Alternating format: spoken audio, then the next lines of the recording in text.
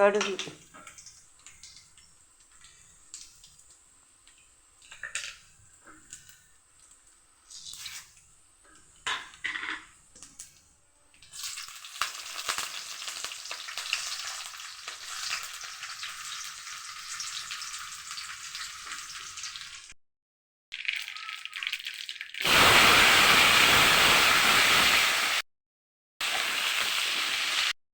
வெங்காயத்தூள் 1 spoon, மல்லித்தூள் 1 spoon, மிளகாத்தூள் 1 spoon.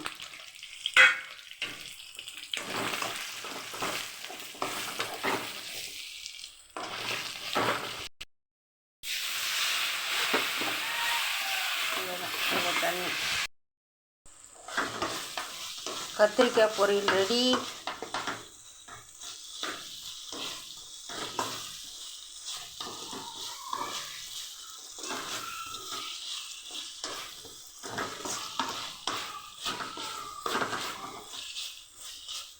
இது மாதிரி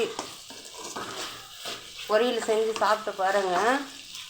சாதம், பருப்பு, சாம்பார் வச்சுட்டு ரசத்துக்கு தொட்டுன்னு சாப்பிட்லாம். எதுக்கு வேணால் தொட்டுன்னு சாப்பிட்லாம்.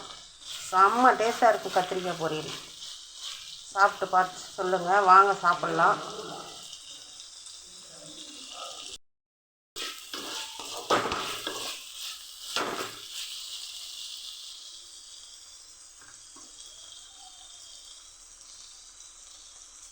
இப்படி இருக்குது கத்திரிக்காய் பொரியல் பாருங்கள். லைக் பண்ணுங்கள், ஷேர் பண்ணுங்கள், சப்ஸ்கிரைப் பண்ணுங்கள் ஃப்ரெண்ட்ஸ்.